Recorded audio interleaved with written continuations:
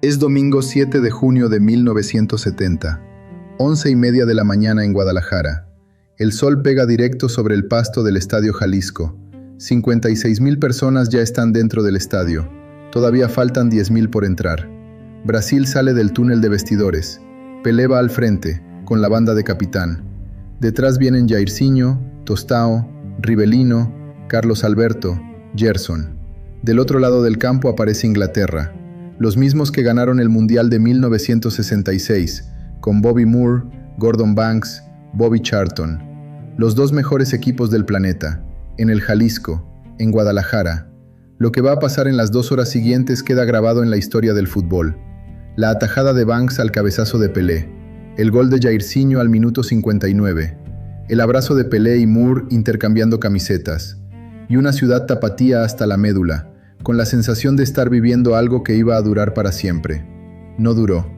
El 11 de febrero de 2026, la FIFA notificó que el Estadio Jalisco no albergaría ni un solo partido del Mundial que llegaba en junio, ni siquiera un entrenamiento.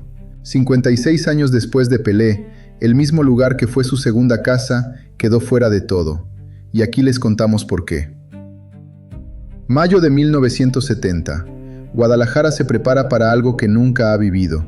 La Copa del Mundo llega en 3 semanas. El Estadio Jalisco acaba de terminar 2 años de obras. Le construyeron un segundo piso completo. Le pusieron techo a todas las tribunas. Le agregaron 3 niveles de palcos, 520 nuevos, para sumar 652 en total.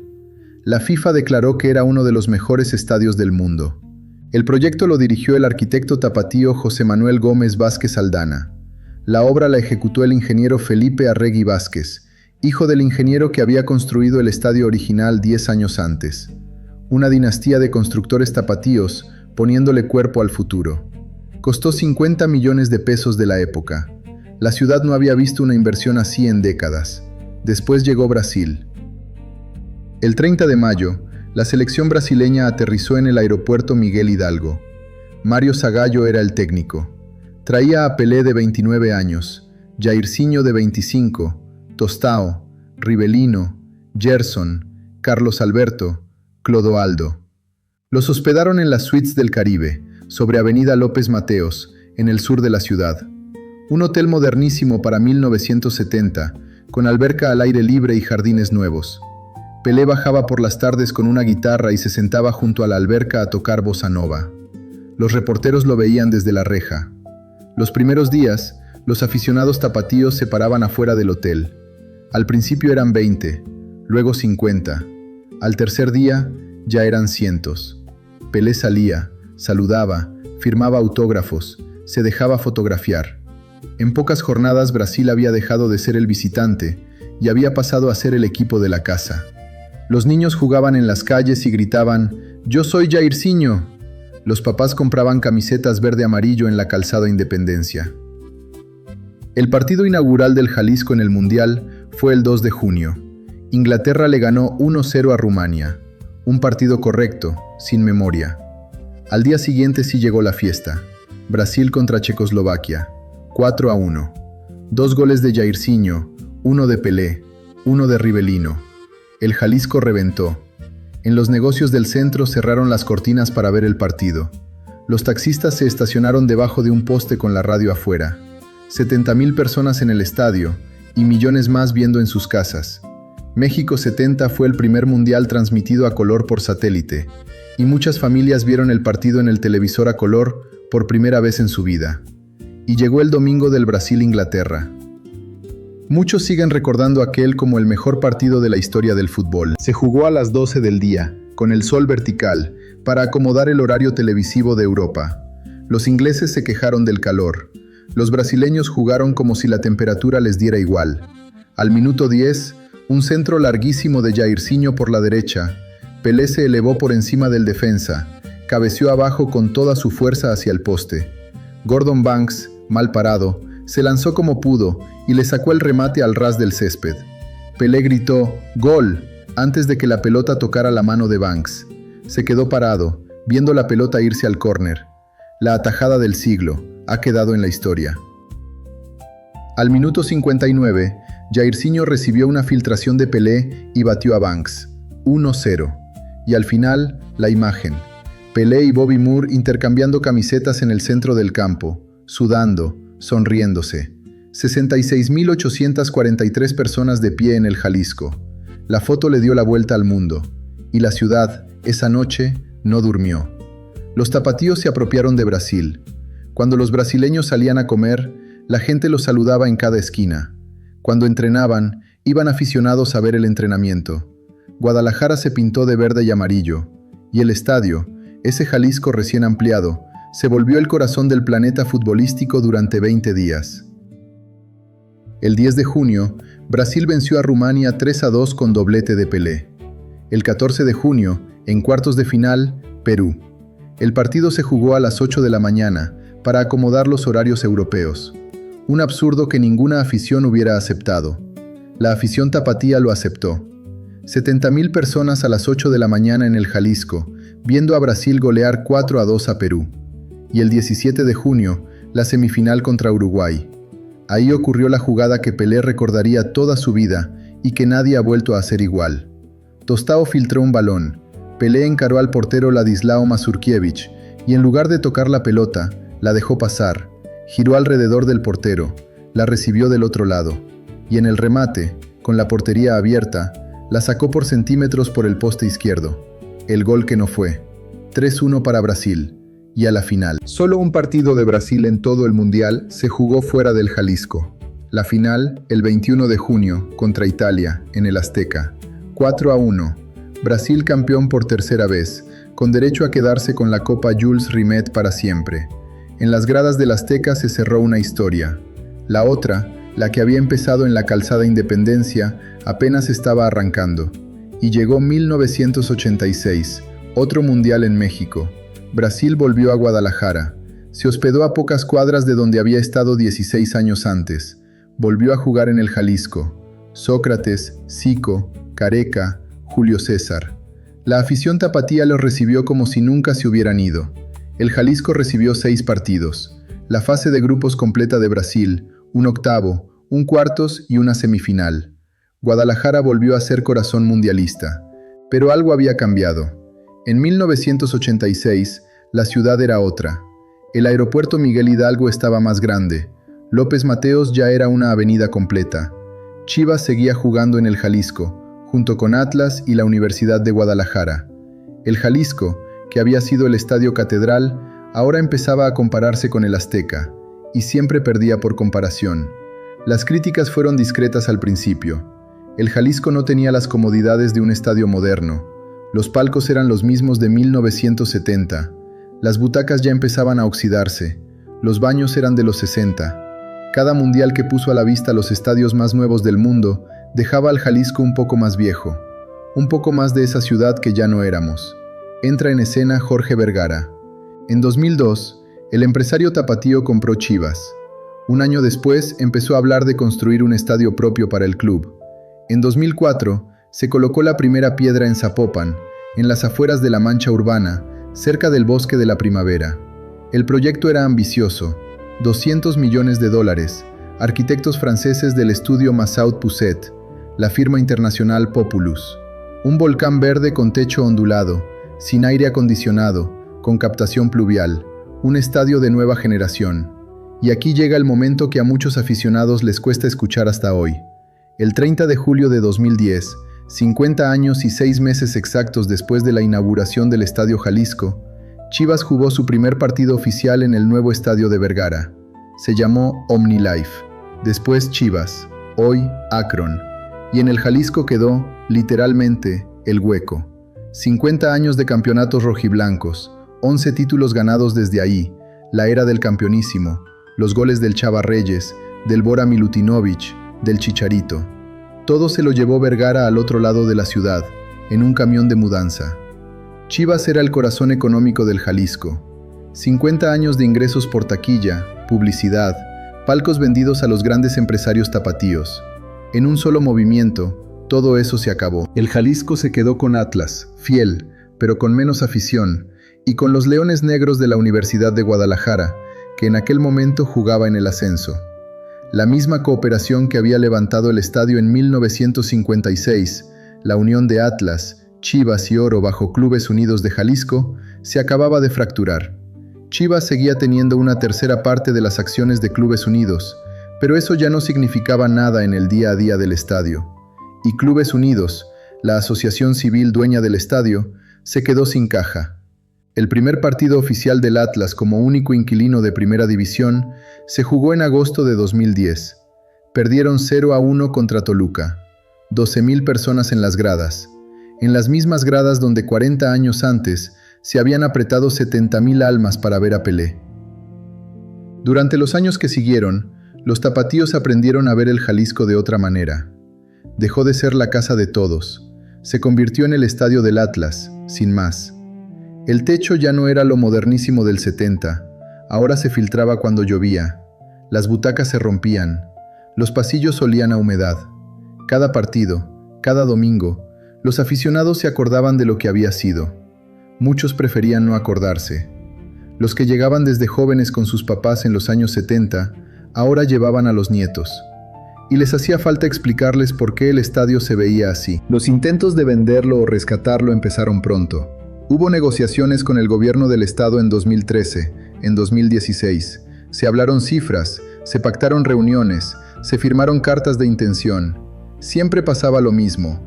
El estadio necesitaba una inversión enorme para volver a estar en la primera línea, y nadie quería asumirla. Ni la iniciativa privada, ni el gobierno estatal, ni el municipal. La joya de 1970 se iba pudriendo despacio, con su misma sombra, con su misma placa a la entrada que decía Casa del Fútbol Tapatío. Con el tiempo, la placa dejó de importar. En 2018, el gobierno del estado propuso convertir el Jalisco en un centro deportivo cultural. Nada se concretó. En 2020, con la pandemia, el Atlas jugó sin público durante meses. En el estadio vacío se veían más los desperfectos. Los reporteros de deportes describían las goteras del techo. Los aficionados publicaban fotos de las butacas rotas. En redes se popularizó una frase: el Jalisco se cae solo. Y era verdad. Llegó 2022. La FIFA anunció las sedes del Mundial 2026: México, Estados Unidos y Canadá. En México se eligieron 3 estadios: el Azteca, el BBVA de Monterrey y uno en Guadalajara. Cuando se supo que Guadalajara era sede, muchos aficionados del Jalisco pensaron en la reivindicación. Su estadio, 2 veces mundialista, volvería a ser el corazón del planeta. La elección fue el Akron, el estadio de Vergara, el estadio que le había robado a Chivas 12 años antes. El Jalisco quedó fuera de la conversación oficial, pero todavía había una esperanza: ser sede de entrenamiento para alguna selección participante. Muchos equipos necesitaban campos donde practicar. La ubicación del Jalisco era buena. El terreno era enorme, la infraestructura básica estaba. Clubes Unidos envió la propuesta a la FIFA y se puso a esperar la respuesta, que tardó 3 años en llegar.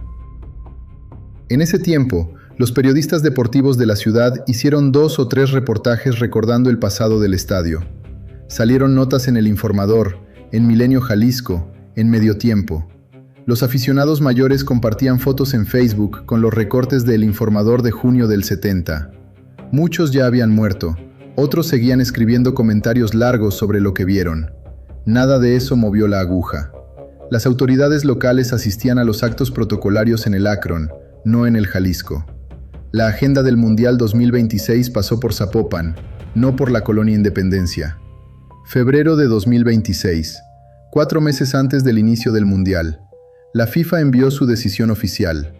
El periodista David Medrano fue el primero en publicarla, en una columna que apareció el 11 de febrero.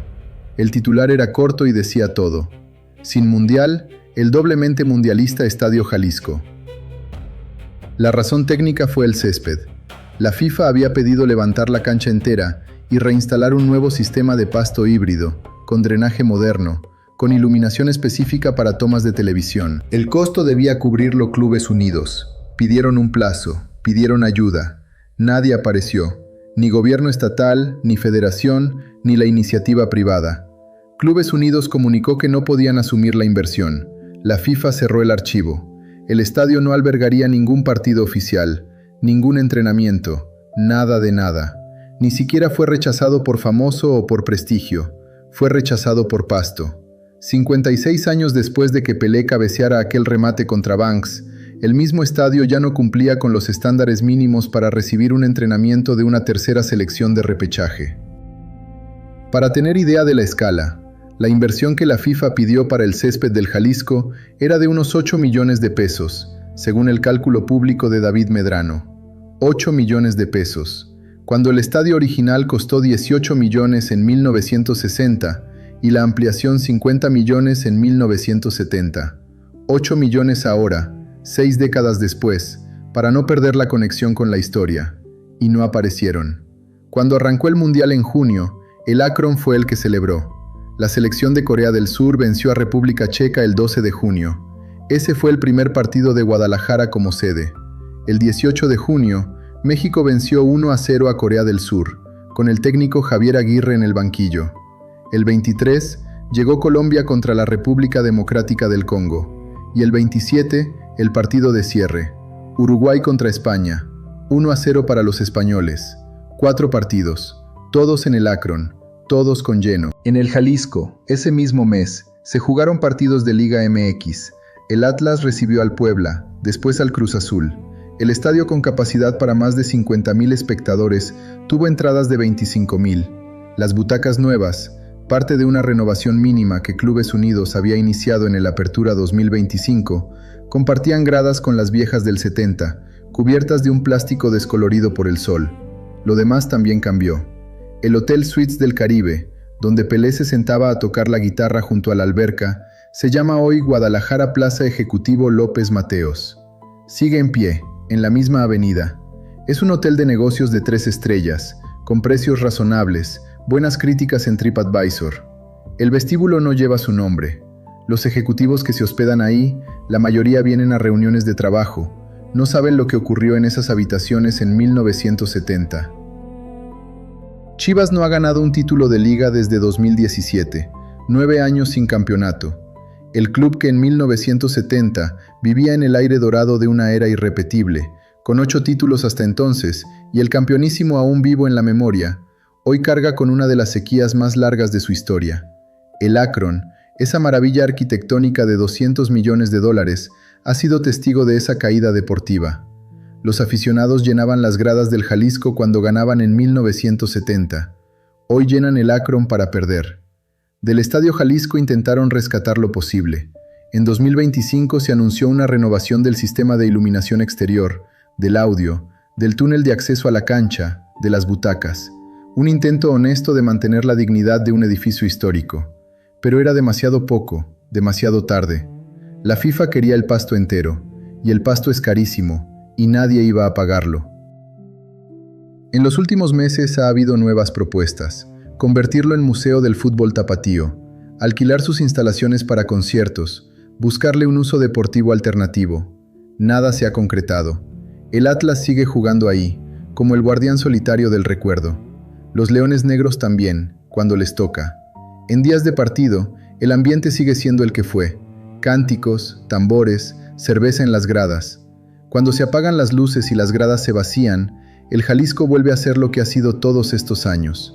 Un estadio abandonado por casi todos, mantenido por unos pocos, y que ninguna administración quiso salvar del todo. Guadalajara enterró la gloria de 1970.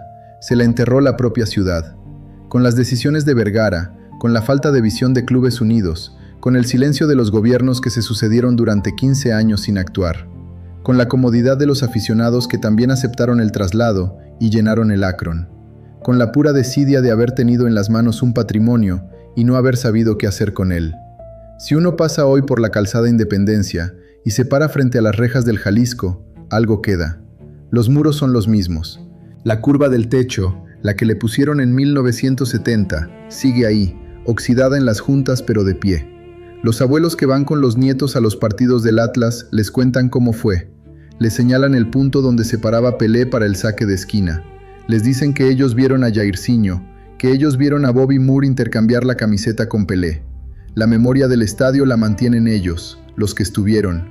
La institución no ayuda, pero ellos sí. Los reporteros de deportes de Guadalajara, cuando escriben sobre el Jalisco, todavía se refieren a él como el Coloso de la Calzada Independencia. Es el apodo con el que nació. En 1960, cuando era el segundo estadio más grande del país, la gente lo llamaba así. Sigue siendo el apodo, el Coloso, aunque ya no colosee. La Calzada Independencia, aunque la avenida ya no vibre como vibraba. Y en Brasil, todavía hoy, muchos aficionados hablan de Guadalajara como su segunda casa.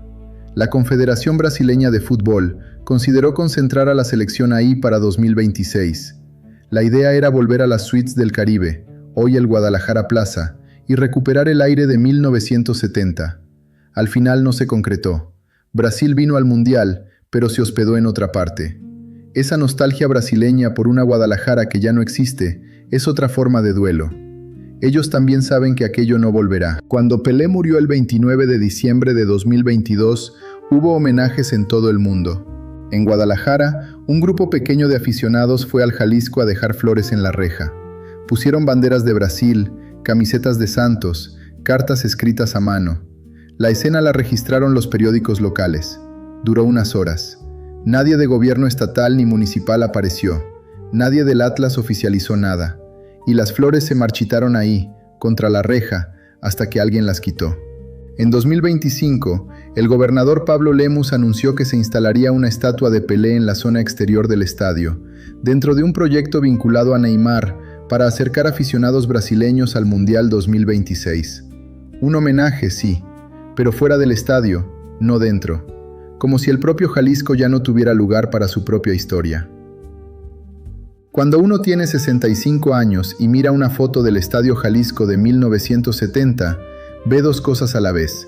Ve el estadio y ve su propia juventud. La ciudad de aquella época, con menos coches, con menos anuncios, con las calles más vacías, con la comida a 10 pesos. Cuando había un partido de Brasil en el Jalisco, la casa se juntaba alrededor del televisor. El padre llegaba temprano del trabajo. La madre servía la sopa antes del silbatazo. Los hijos veían al padre gritar los goles y no sabían todavía que estaban viviendo el año que iban a recordar toda la vida. Ese año era 1970, y esa memoria, hoy, está más viva en las cabezas de los que la vivieron que en los muros del propio estadio. En cada domingo de fútbol, en cada casa tapatía, en cada quinta en Zapopan, en cada balcón en Chapala, hay alguien mayor de 60 años que dice, mientras ve la tele, eso lo vi yo. Y lo dice sin presumir, lo dice porque le duele, porque sabe que ya no queda casi nada del lugar donde ocurrió. En las casas de los mexicanos que hoy viven en Chicago, en Los Ángeles, en Houston, hay hijos y nietos que preguntan qué era eso del Jalisco. Los abuelos les tratan de contar, entre la nostalgia y la exageración, cómo era Guadalajara cuando venía a Brasil, cómo era el país cuando organizamos el Mundial por primera vez, cuando fuimos, aunque fuera por 20 días, el corazón del planeta. Y les cuentan detalles pequeños, el calor de aquel domingo, la camisa que usaba el padre, la radio de los taxistas, el olor del café en las cocinas mientras esperaban el silbatazo. Todo lo que ya no queda en ningún archivo oficial, en ningún museo, en ninguna placa. Todo lo que sobrevive en la memoria porque no lo cuidó nadie más. De esa Guadalajara hoy queda un estadio que la FIFA descartó por el pasto. Un hotel donde ya nadie sabe que tocaba Pelé, y la memoria de los que estuvieron ahí. Si conoces a alguien mayor a quien le suene todo esto, un padre, un tío, un vecino que haya visto los partidos del 70, comparte este video con él por WhatsApp, que se acuerde con nosotros. Si tienes hijos o nietos que nunca escucharon esta historia, mándaselos también. Y si nunca habías oído hablar del Coloso de la Calzada Independencia, hay muchos otros lugares como este esperándote en el canal. En Caminos de los Olvidados, contamos lo que México fue, con nombres, con fechas, con la verdad.